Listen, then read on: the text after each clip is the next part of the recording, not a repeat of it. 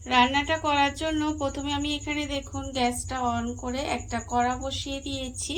এইবারে আমি কড়ার মধ্যে দিয়ে দেব প্রথমে সর্ষের তেল।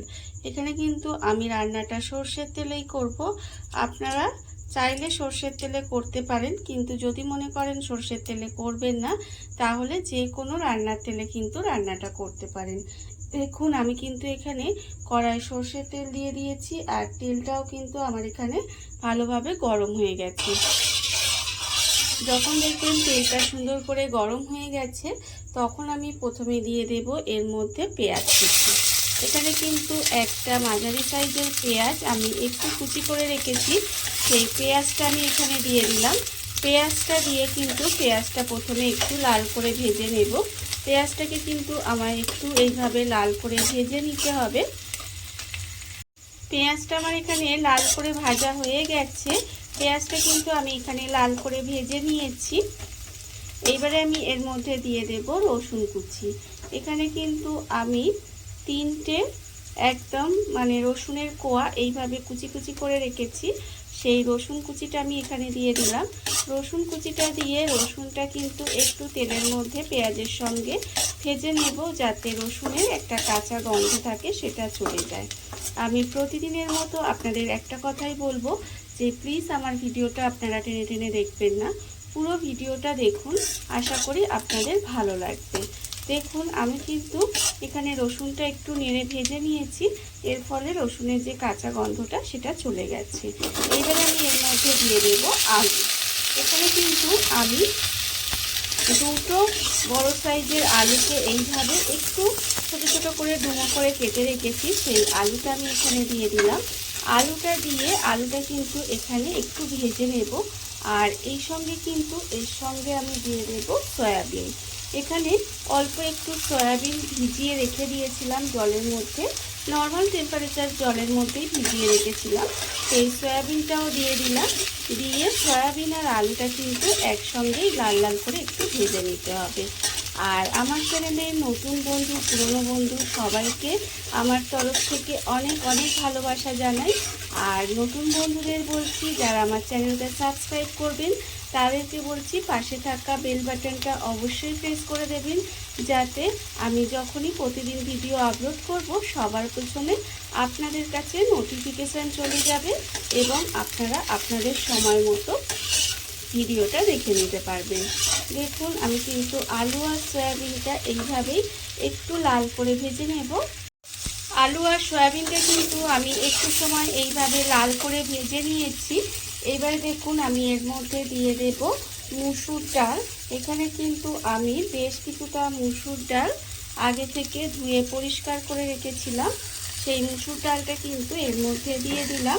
অল্প সামান্য একটু, খুব বেশি কিন্তু নয়, দেখতেই পাচ্ছেন এক মুঠো মতো মুসুর ডাল কিন্তু আমি এখানে আগে থেকে ধুয়ে রেখে দিয়েছিলাম, সেই মুসুর ডালটা এর মধ্যে দিয়ে দিলাম। দিয়ে আবারও কিন্তু খুব ভালোভাবে মিশিয়ে 1 মিনিট মতো একটু রান্না করে নেব। এই রান্নাটা খেতে কিন্তু ভীষণই সুন্দর হয়, আর খুব কম উপকরণে রান্নাটা হয়ে যায়, খেতেও ভীষণ ভালো লাগে। এটা আপনারা ভাত, রুটি, পরোটা, লুচি যে কোনো কিছুর সাথে খেতে পারেন, খেতে কিন্তু ভীষণ ভালো লাগে। দেখুন আমি কিন্তু এইভাবে 1 মিনিট মতো একটু রান্না করে নেব। 1 মিনিট মতো আমার কিন্তু এখানে রান্নাটা হয়ে গেছে। আমি কিন্তু এখানে 1 মিনিট মতো রান্না করে নিয়েছি। এইবার আমি এর মধ্যে দিয়ে দেব আন্দাজ মতো নুন, আছে আমার এখানে 1/2 চামচ হলুদ গুঁড়ো আর 1/2 চামচের একটু কম লঙ্কার গুঁড়ো। কতটা ঝাল খাবেন সেটা বুঝে কিন্তু আপনারা ঝালটা লঙ্কার গুঁড়োটা ব্যবহার করবেন। এবারে দেখুন সব কিছু দিয়ে কিন্তু খুব ভালোভাবে একটু কষিয়ে নেব। আর এই সময় কিন্তু আমি এর মধ্যে অল্প সামান্য একটু জল দিয়ে দেবো। যেহেতু আমি এখানে গুঁড়ো মশলা দিয়েছি, তাই অল্প একটু জল দিয়ে দিলাম। দিয়ে খুব ভালোভাবে কিন্তু এটাকে একটু কষিয়ে নিতে হবে। আর আমি আগেই বলেছি খুব কম উপকরণে এবং কম সময় রান্নাটা হয়ে যায়, আর খেতেও কিন্তু ভীষণ সুন্দর লাগে। দেখুন এইভাবে কিন্তু আমি 1 থেকে 2 মিনিট মতো একটু রান্না করে নেব। আমি কিন্তু এখানে 2 মিনিট মতো এইভাবে সমস্ত কিছু দিয়ে ভালোভাবে কষিয়ে নিয়েছি। কষানো আমার এখানে হয়ে গেছে। এবার আমি এর মধ্যে দিয়ে দেব জল। এখানে কিন্তু পরিমাণ মতো জল দিয়ে দিতে হবে, যাতে আলুটা ডালটা খুব ভালোভাবে সেদ্ধ হয়ে যায়। সেই বুঝে কিন্তু এখানে আমি জলটা দিয়ে দিলাম। জলটা দিয়ে খুব ভালোভাবে মিশিয়ে দেব। মিশিয়ে ঢাকা দিয়ে কিন্তু এইভাবে একটু রান্না হতে দেব। এইভাবে রান্না হতে দেব যতক্ষণ না সমস্ত কিছু খুব ভালোভাবে সিদ্ধ হয়ে যায়। গ্যাসটা লোতে দিয়ে এইভাবে ঢাকা দিয়ে আমি বেশ কিছুক্ষণ রান্না হতে দিয়েছিলাম। দেখুন এর ফলে কিন্তু ডাল আমার একেবারে সেদ্ধ হয়ে গেছে ডালগুলো। আর এখানে যে আলুটা আমি দিয়েছিলাম সেই আলুটাও কিন্তু সেদ্ধ হয়ে গেছে। দেখুন এইভাবে কিন্তু ভালো করে সেদ্ধ করে নিতে হবে। রান্না কিন্তু আমার এখানে প্রায় রেডি হয়ে গেছে। এইবারে দেখুন আমি কিন্তু আর একটু এই যে এটা একটু জলো জলো ভাবটা আছে সেটা কিন্তু আর একটু মাখা মাখা করে নেব। মানে এটা একটু মাখা মাখা করলে রান্নাটা খেতে ভালো লাগে।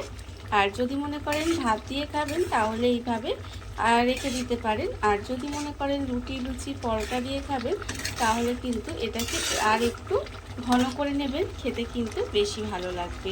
আমি দেখুন এটা আরও 5 মিনিট এইভাবে একটু রান্না করে নেব। 5 মিনিট মতো আমি কিন্তু এটা আরেকটু রান্না করে নিয়েছি। দেখুন রান্না কিন্তু আমার হয়ে গেছে। আর এটা এখন যতটা পাতলা দেখছেন ঠান্ডা হলে কিন্তু এটা আরেকটু ঘন ঘন হয়ে যাবে। আমার রান্না একেবারে রেডি। এবারে আমি গ্যাসটা অফ করে দেব। অফ করে দিয়ে এখনও কিন্তু রান্না শেষ হয়নি।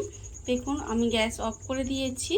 এইবার আমি এর ওপরে দিয়ে দেব, এটা হচ্ছে গন্ধরাজ লেবুর পাতা। এটা হচ্ছে আমি গন্ধরাজ লেবুর পাতাটা ছিঁড়ে এর মধ্যে দিয়ে দিলাম। দিয়ে এবার এটা ঢাকা দিয়ে আমি 10 থেকে 15 মিনিট মতো রেখে দেব। তারপরে আপনাদের পরিবেশন করে দেখাবো ঠিক কেমন হলো। দেখুন বন্ধুরা, বাড়িতে থাকা কত অল্প উপকরণে কত অল্প সময় কত সুন্দর একটা সয়াবিন আলু আর মুসুর ডালের রেসিপি তৈরি হয়ে গেছে। আপনারা দেখতেই পেলেন। আর এটা কিন্তু খেতে ভীষণ সুন্দর হয়। এইভাবে আপনারাও কিন্তু একদিন হলেও বাড়িতে বানিয়ে দেখতে পারেন। আর এই ভিডিওটা যদি আপনাদের ভালো লেগে থাকে, আপনারা যদি ফেসবুক থেকে দেখে থাকেন পেজটি ফলো করে দেওয়ার অনুরোধ রইল। আর যদি ইউটিউব থেকে দেখে থাকেন চ্যানেলটি সাবস্ক্রাইব করে নেওয়ার অনুরোধ রইল। তাহলে চলুন ভিডিওটা আমি এখানেই শেষ করছি। আপনারা সবাই ভালো থাকবেন, সুস্থ থাকবেন। আবারও হাজির হব নতুন কোনো রান্না নিয়ে।